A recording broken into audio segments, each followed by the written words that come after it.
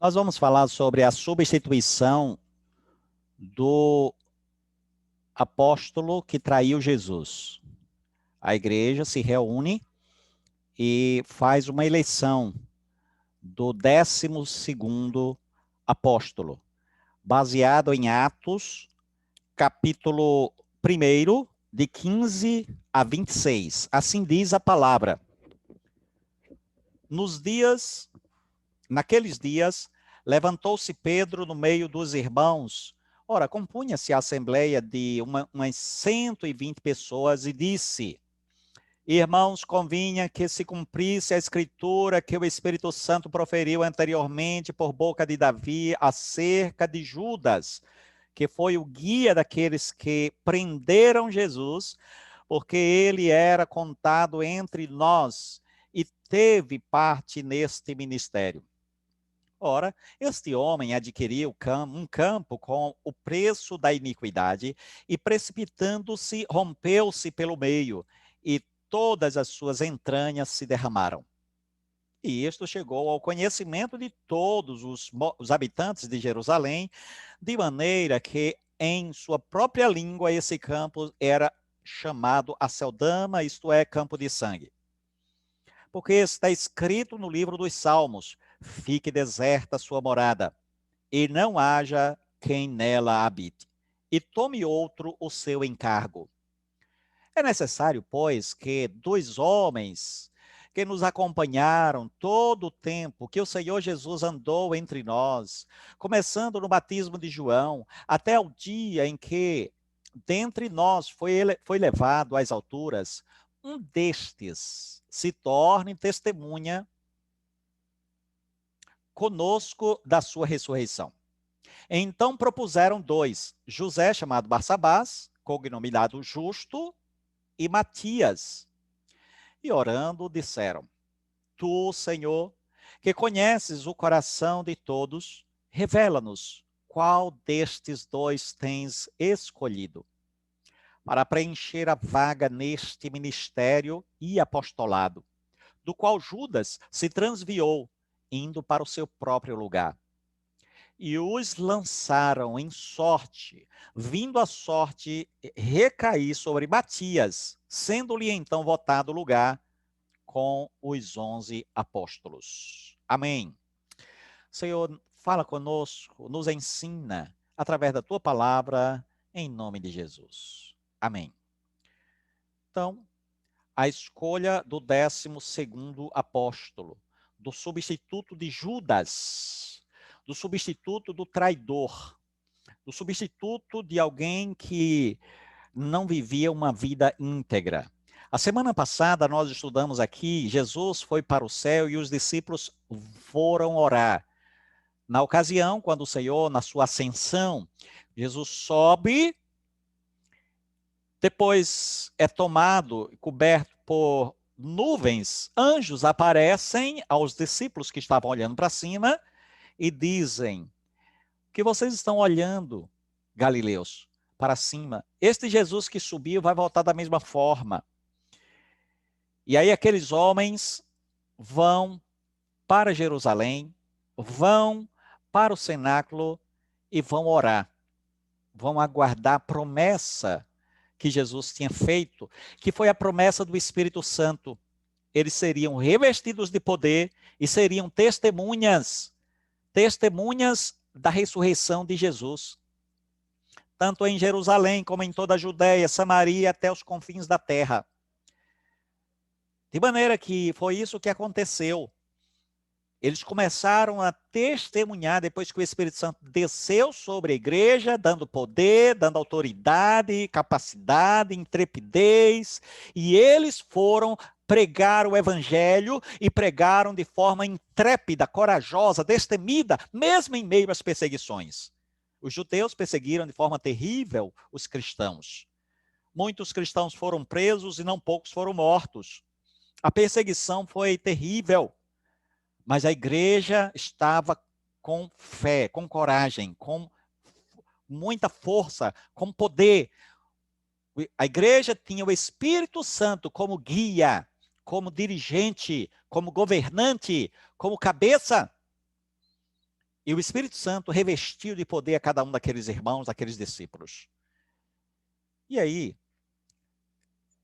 estes homens, enquanto estavam esperando o Espírito Santo, né, retrocedendo um pouco, no período entre a ascensão de Jesus e a vinda do Espírito Santo, eles se reuniram e Pedro se levanta no meio da multidão, no meio daqueles 120 homens, existia mais ou menos 120 pessoas, e Pedro fala para eles que era necessário que eles agora escolhessem alguém para substituir Judas. E eu gostaria que nós estudássemos esse texto que foi lido para que nós pudéssemos tirar lições para a nossa vida. Quais são as lições, o que é que nós podemos aprender com a história da substituição de Judas, o traidor? Então, em primeiro lugar, Pedro toma a iniciativa para levar a Assembleia a escolher o substituto de Judas. Aqui, então, está se tratando da escolha de um líder para a igreja primitiva. Veja, então, voltemos à leitura no versículo 15. Naqueles dias, levantou-se Pedro no meio dos irmãos. Ora, compunha-se a Assembleia de umas 120 pessoas. E disse, portanto, vejamos, era necessário mais um para completar o colégio apostólico. E Pedro foi o cabeça, foi o líder, foi aquela pessoa que, guiado pelo próprio Deus, tomou a iniciativa para que aquela assembleia escolhesse aquele substituto de Judas. Pedro era um homem corajoso, intrépido, destemido. Depois que ele se arrepende do seu pecado de negar a Jesus, ele agora corajosamente toma a frente e se tornou um dos líderes da igreja, talvez o principal até quando chegou o apóstolo Paulo. Mais para frente, lá pelos idos do capítulo 15, mais ou menos, de Atos dos Apóstolos. Então, impelido pelo Espírito Santo, Pedro lidera aquela assembleia. Vejamos o que ele falou. Veja na sua Bíblia, no versículo 16. Irmãos, convinha que se cumprisse a escritura que o Espírito Santo proferiu anteriormente por boca de Davi acerca de Judas, que foi o guia daqueles que prenderam Jesus. A ênfase é acerca de Judas, que foi o guia daqueles que prenderam Jesus. Judas foi um iníquo, foi um pérfido, um traidor, um homem maligno.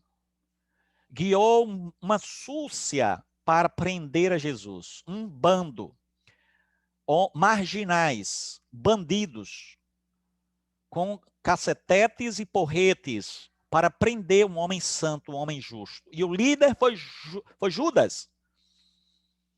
Por que Judas fez isso? Qual a razão por que Judas traiu Jesus, vendeu Jesus por 30 moedas de prata? Qual o motivo por que Judas fez isso? A avareza, iniquidade no coração. Versículo 18 diz assim, ora, este homem adquiriu um campo com o preço de iniquidade. No 19, a parte B diz assim, de maneira que em sua própria língua este campo era chamado Aceldama, isto é, campo de sangue. Então nós temos um homem aqui avarento no meio dos discípulos de Jesus. Por assim dizer, um pastor ladrão. E os pastores ladrões têm que ser substituídos. Não é admissível que se veja alguém se corrompendo ou corrompendo a igreja e roubando a igreja e aceite isso como se nada estivesse acontecendo. E aqui eu quero abrir um parêntese. Judas deu lugar ao diabo. A Bíblia diz lá em Efésios 4, 27, não deis lugar ao diabo. E eu queria falar, irmãos, a respeito do meu pastorado em poucas palavras, abrindo esse parêntese bem rapidinho. Graciosamente, Deus me deu o privilégio, a graça de trabalhar numa igreja e de entregar toda a minha vida, o meu coração, em função desta obra, e Deus tem me guardado da corrupção, do que diz respeito às finanças. Todo o dinheiro que entra na nossa igreja é administrado e esse dinheiro é revertido para pagamento das despesas da igreja. Aí vocês sabem que a nossa igreja tem pagado muitas coisas. Como, por exemplo, nós conseguimos pagar o espaço que hoje a igreja, onde hoje a igreja frequenta. Compramos aquele espaço dividido em 96 parcelas. Imagine, não tínhamos nada. Antes funcionávamos numa sala alugada. Hoje nós temos o próprio espaço. E esta igreja, este espaço, onde é a igreja, são 3 galpões, 400 metros quadrados. E onde funciona o lugar de culto, o lugar de adoração, o lugar de oração, o lugar onde Deus é glorificado, foi comprado com o dízimo e as ofertas dos irmãos. A igreja é de vocês. A igreja é do povo de Deus. A igreja é da comunidade, é da sociedade, da comunidade de Tucano. A igreja não foi colocada no nome do pastor, a igreja não é da família do pastor, a igreja é do povo, é de vocês. E glória a Deus por isso. Deus tem me dado a graça de administrar juntamente com o conselho e com o grupo que faz parte da tesouraria. Deus tem nos dado a graça para administrar e gerir muito bem o que entra na igreja. Não é muita coisa não, mas o que entra é revertido na igreja. Nesses últimos meses, nós temos gastado perto de 5 mil reais com a construção, com a restauração, como vocês têm visto lá. Grade, o piso, a pintura. Nós temos investido em muitas outras coisas dentro da igreja. E Deus tem sido bom para conosco. E eu agradeço a Deus porque Ele tem me conservado, tem me sustentado. Eu chamo Deus como testemunha. Se porventura houver uma pequena nuvem de dúvida na mente de qualquer um, que Deus tire, porque o Senhor Deus é testemunha da integridade do nosso trabalho, do nosso ministério. Com isso eu quero dizer que nós precisamos, irmãos, investir cada vez mais na igreja e orar pelo pastor, para que Deus conserve o pastor íntegro, comprometido. A igreja tem despesa com pessoal, com missionários. A igreja tem despesa com zeladoria, água, luz, combustível, né, para transporte para a igreja de Pombal. A igreja paga água e luz da igreja de Pombal e de Tucano. A igreja tem muitas despesas, nós precisamos cumprir com as nossas obrigações. Daí porque o líder, o pastor, precisa ser íntegro e a igreja também precisa ser íntegra, cumprindo com as suas obrigações. Há 2 extremos e 2 perigos dentro de uma igreja. De um lado, um pastor que não é íntegro, que não obedece à palavra de Deus e começa a meter os pés pelas mãos e fazer comércio da fé dentro da igreja. Isso é um perigo e é um problema sério que tem, infelizmente, atacado muitas comunidades, muitas igrejas nesse Brasilzão. Este é um perigo sério. A falta de integridade do pastor, a avareza, o roubo, como era o caso de Judas, que era ladrão. Judas roubava dinheiro na bolsa, ele era tesoureiro do grupo e roubava. Está lá registrado nas Escrituras Sagradas. Este é um perigo muito sério, muito grande, e que a igreja precisa rechaçar qualquer indício, qualquer minúsculo ato de improbidade. A igreja tem que estar atenta quanto a isso. Da mesma forma como a igreja deve orar pelo seu pastor, mas também deve ter muito cuidado e critério para que o pastor também seja íntegro e comprometido com a verdade e com a verdade da palavra de Deus, para não ser um Judas da vida.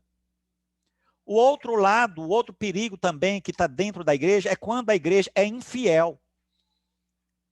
A igreja, né, ou alguns irmãos não são cumpridores das suas obrigações concernente a dízimos e a oferta, porque é o dízimo e a oferta que paga todas as despesas.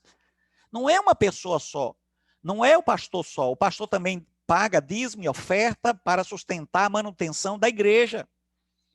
E diga-se de passagem, a nossa igreja não paga o salário ao pastor, que sou eu. A igreja dá uma oferta, mas não paga o salário do pastor. E eu louvo a Deus, nem por isso estou reclamando. Eu glorifico ao Senhor por isso. Mas nós temos despesas, nós precisamos pagar a todo aquilo que precisa ser pago dentro da igreja. E quem paga? Os dízimos e as ofertas. Vocês terem uma ideia, este mês de maio, nós temos um déficit de R$2.000. Ainda precisamos que entre neste mês ainda R$2.000 para nós conseguirmos pagar as despesas, terminar de pagar as despesas da igreja, meus irmãos. Nós compramos a semana passada R$2.000 de piso em Pombal, que vai chegar essa semana, se Deus quiser, e vamos pagar R$1.500 só para a colocação do piso. Então, é dinheiro que nós precisamos urgentemente para podermos cumprir com as nossas obrigações, senão nós vamos passar vergonha. Então, amado irmão, querida irmã, vamos cumprir com a nossa obrigação, vamos pagar, vamos devolver, porque é devolver aquilo que é do Senhor, para nós pagarmos as nossas despesas. Há dois perigos, dois problemas, aliás, de um crente que não dizima. Primeiro é que ele se atrapalha na vida financeira. Quando a Bíblia diz, com maldição sois amaldiçoados, é isso aí. E o outro problema é que ele atrapalha a igreja. Quando ele não dizima, ele vai impedir que a igreja pague suas contas. Então, vamos crer de coração que o dinheiro, o seu dízimo, né? Vamos colocar essa palavra, o seu dízimo é para pagar as contas da igreja, que é um privilégio seu e meu. O meu dízimo, o seu dízimo, o dízimo de cada um de nós é para nós pagarmos as contas da nossa igreja. E que nós continuemos tendo um pastor fiel, íntegro, que prega fielmente a palavra de Deus e que também é íntegro com relação às questões financeiras, para que nós tenhamos uma igreja viva, forte, autêntica no município de Tucano. Que Deus me guarde, que Deus me livre de cair em tentação, que Deus me preserve na integridade, na lealdade, na fidelidade, para continuar trabalhando, servindo ao Senhor, pregando o evangelho, pregando a sua palavra e sendo fiel para com a obra do Senhor, íntegro para com o dinheiro e tudo mais. Que Deus me livre de entrar pelo caminho de Judas, caminho dos traidores, dos avarentos, dos aproveitadores, daqueles que lançam mão do dinheiro que não é dele. Que Deus me livre, que me dê a graça para poder gerir bem os recursos da obra de Deus, da igreja de Deus, do povo de Deus. Que Deus me guarde. Eu não sou louco de tocar naquilo que é do Senhor. Eu não seria louco de tocar. Pelo contrário, Deus me dá a graça de contribuir, de devolver para a igreja parte do dinheiro que entra para o meu sustento. Então, meus irmãos, veio a consequência de Judas ter entrado pelo caminho da avareza, ter traído a Jesus, vendido a Jesus e conduzido e liderado um grupo para prender a Jesus, como diz o texto aqui. Qual foi a consequência? A morte. Ele próprio se suicidou, não aguentou o peso, não aguentou o peso da consciência. Um demônio entrou nele e ele foi lá e se suicidou. Aliás, quando Jesus estava na última ceia ali com os discípulos, diz a Bíblia que Satanás entrou em Judas, e Judas sai e vai vender a Jesus por 30 moedas de prata. Lá em versículo 18, Atos 1, versículo 18, a parte B diz assim: e precipitando-se, rompeu-se pelo meio, e todas as suas entranhas se derramaram. Mateus 27, 5 diz assim: então Judas, atirando para o santuário as moedas de prata, retirou-se e foi enforcar-se. A consequência da iniquidade é a morte. Iniquidade é quando a pessoa vive na prática do pecado e não quer se arrepender. Como foi o caso de Judas. E foi para o seu próprio lugar. E a Bíblia diz que todos ficaram sabendo deste acontecimento trágico. Versículo 19, e isto chegou ao conhecimento de todos os habitantes de Jerusalém. Tudo está determinado. Até as tragédias. O versículo 20 diz assim: porque está escrito no livro dos Salmos, fique deserta a sua morada e não haja quem nela habite, e tome outro seu encargo. Isso aqui é uma citação do Salmo 69, 25 e 109, versículo 8. Fique deserta a sua morada, que vire um lugar de chacais, que ninguém habite na sua morada, que vire escombro, que vire monturo, e outro tome o seu lugar, tome o seu encargo, como foi o caso de agora ter sido substituído por Matias. Segundo lugar da nossa mensagem, Pedro diz quais os critérios para as credenciais daquele que ocuparia o cargo ou substituiria Judas. O primeiro critério, alguém que acompanhou os apóstolos em todo o tempo do ministério terreno de Jesus. Versículo 21 diz assim: é necessário, pois, que dos homens que nos acompanharam todo o tempo que o Senhor Jesus andou entre nós. Então, qualquer um, ou seja, daqueles que foram sugeridos, 2 foram sugeridos. Aqueles 2 certamente acompanharam o ministério de Jesus, desde o dia que ele foi batizado até a sua ascensão, até a sua ressurreição e ascensão. A grande verdade é que tem muita gente querendo ser apóstolo, mas isso não é possível, porque apóstolo era para a igreja primitiva. Apóstolos somente aqueles que viram Jesus em carne, que acompanharam desde o seu batismo até a sua ressurreição e ascensão. Ser apóstolo hoje, ou querer ser apóstolo hoje é, no mínimo, anacronismo. Anacronismo é uma impossibilidade no tempo. Apóstolo não é para o nosso tempo, é para os tempos de Jesus, para os tempos bíblicos. Então, qualquer pessoa que é apóstolo hoje, ou ele é ignorante, ou é má fé mesmo. Outra coisa, do batismo do Senhor Jesus por João Batista até a sua ressurreição, que está lá no versículo 22.